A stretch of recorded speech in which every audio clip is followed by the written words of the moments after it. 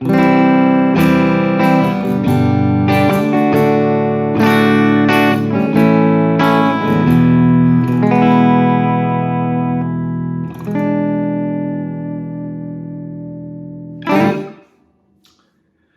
up, everyone? Hope everyone's having a fantastic day. Quick lesson here for you today. Really quick lesson about caged or open chords.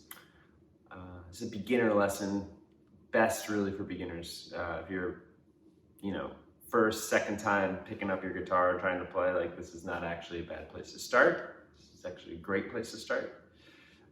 Because in this lesson, we're talking about chords. Really basic, easy chords to play on your guitar.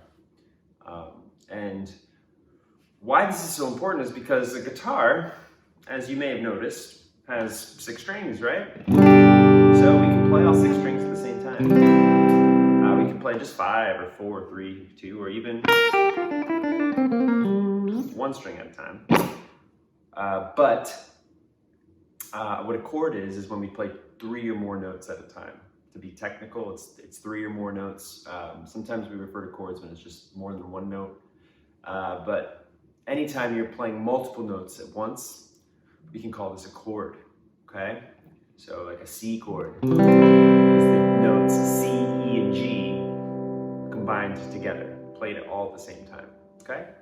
Then other words for these are that you may have heard is harmony, right? This is a harmony, 3 notes at once. Sounded, okay? So why do we call them caged chords? Seems like a weird name, right? That's what I thought first time I heard it. In fact, I didn't learn about the name caged chords until much later in my guitar playing life. When I was young, my teacher always referred to them as open chords. And a lot of people do refer to them as that. Most people know what you're talking about when you say that to a guitar player. And the reason it's a great name, open chords, is because these chords are any chord that use an open string. So if I play a G chord, G is actually an interesting example because I can play G a number of different ways. But if I play it like this, I have the 3rd and 4th of the D and G strings open. And then I could also play with the 2nd string open, the B string. So I could have the B, G, and D strings open. Okay, open chord. Versus like a bar chord, where there are no open chords or any like type of fancy like jazzy chord or anything like that. So still, I didn't answer why we call them caged chords. The reason for that is because the 5 basic major chord shapes, keep that word in mind, shapes, but the 5 basic major chord shapes that we're going to learn spell out the word caged. Okay, what is that, like how, what? C, A, let's see if I can spell, G, E, and D. Caged. So I just used this word shape or shapes. This is something you're gonna want to start to grasp. This is a concept that's very important on guitar. So why is it important? Because we'll eventually move shapes. We're gonna rely on shapes. And what we mean by that is it's the shapes that we're making with our fingers on the fretboard. So if you think about the fretboard as like a blank table or like a blank canvas and you're putting your fingers on it, you're creating shapes as you put your fingers on the fretboard. Imagine like there's you could even imagine like your fretboard is like a white piece of paper and you have like black ink on your fingers and you're like putting shapes down, right? This will become very helpful when we start to play bar chords and movable chords. This will also be helpful when we learn scales and arpeggios and different intervals, okay? The idea of a shape. So let's take that one step further, talking about shapes, okay? So if I think about it this way, the strings on my guitar have a set ratio, like the distance between each string So meaning, like if I played all the strings open, and then I bar all the strings, right? See, I'm barring, just putting my finger down. The ratio of those notes is not changing. The notes themselves are changing, but the distance between them is not. If that's a little bit of a complicated concept, that's okay. Skip this part. But those who are more like theoretically inclined might find this interesting, okay? So the next step of that is if I just play any chord shape, I can move it up the neck of the guitar as well, and the ratio stays the same. This is why bar chords work, okay? So for now, with chord shapes, what we want to do is we just want to understand the basic concept. Like a C chord is this shape, and we will use that shape down the road. I'll say that's use a C shape, or like a C shape arpeggio, we might say. Your E and your A shapes, your E minor and A minor shapes are extremely important shapes to understand. Those are going to be the foundations of most of our bar chords, okay? So that's the idea of shapes. Now we're pretty much going to get ready to play, but first we got to talk about chord diagrams. So chord diagram, what you want to do is you want to, it's hard, or it's not hard, it's just confusing, or you haven't learned it yet. You want to hold your guitar up like this, okay? Or if you have like the chord diagram sheet in front of you, got to hold your guitar like this, okay? So, to read the chord diagram, the bold line at the top represents the nut of your guitar. The nut is this part that stops the strings at the top of the neck right before the headstock, okay? Then you have the strings going down and frets coming across, okay? If you see numbers on, like in the diagram, like on the lines in the diagram, or numbers at the bottom of the diagram, what that means is it's which fingers you use to put on the strings, okay? First finger, second finger, third finger, fourth finger. In guitar world, thumbs don't exist, okay? We don't have thumbs. At least we don't use them to play notes, for now. If you do ever see someone write thumb, they want you to use your thumb to play a note, they'll write letter T, they'll call it T, okay?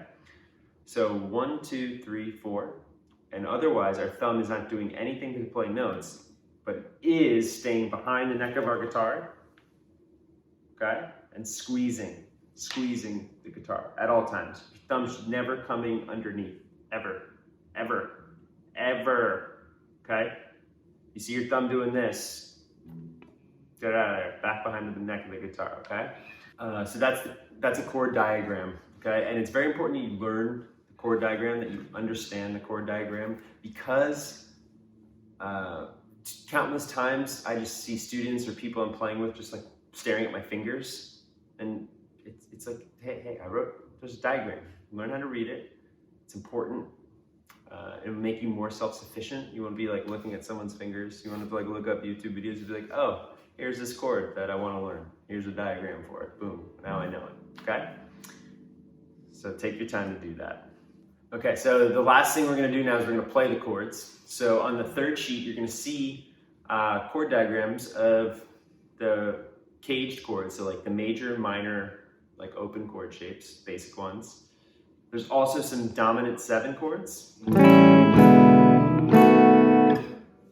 that are on there, which you're welcome to take a look at and try to play. And there's also some other chords that are not necessarily harder. You know, the F chord is definitely harder. And if you notice, the F chord doesn't actually use any open strings, but many times it's included in these basic chord type charts. It's not an easy chord to play though, so if you struggle with the F chord at first, don't worry about it. We'll hit that another time, okay? So my recommendation is to go through the major and minor chords. Make sure you can play them all with one strum like this. Clean. Notice how I hear every string, every note Nothing's muted. Okay? If something is muted, what you want to do is you want to do this. And in fact, if it's your first time playing a chord, do that anyways. Just do that no matter what, just to make sure. Because chances are you're going to have blocked strings at some point, right? So meaning like a string is either, like a finger isn't on the tip, and you're not on the tip of your finger enough. It's blocking a string below it. So like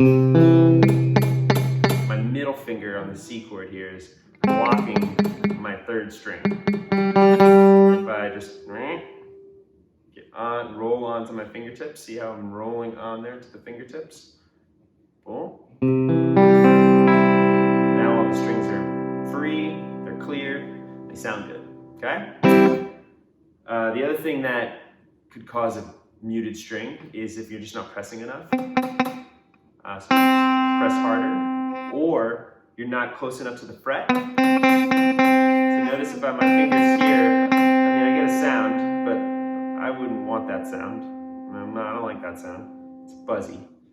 If I got it closer to the fret, it makes a much rounder sound, clearer sound, okay? I don't want to be on the fret. Then I get like this muted sound. You don't want that, okay? So right before the fret.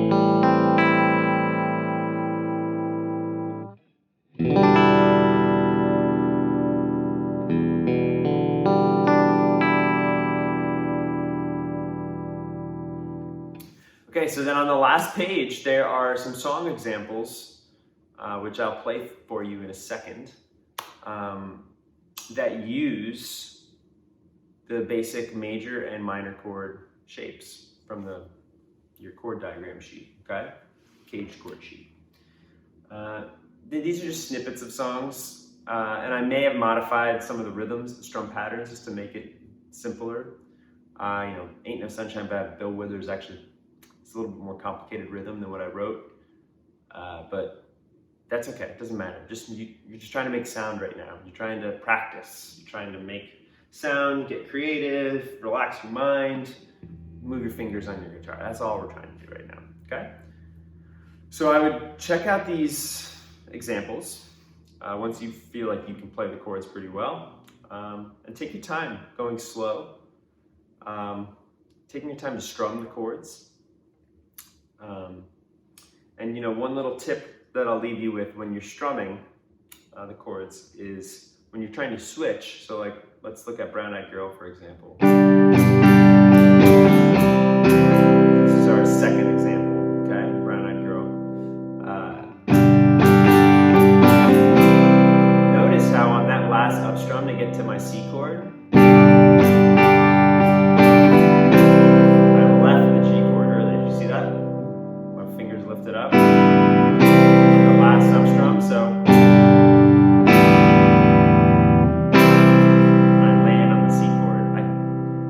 that so I can get there in time, okay?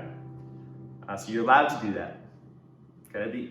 The other thing that's in the same vein, and this is the absolute last thing, is that sometimes chords share fingers, or like there's a similar like pattern to where the fingers are going. So see if you can just pick up on things like that. It'll make switching the chords faster. So the point is like, don't think of each chord as like its own separate thing. Try to start to like see them as like flowing together and how they connect.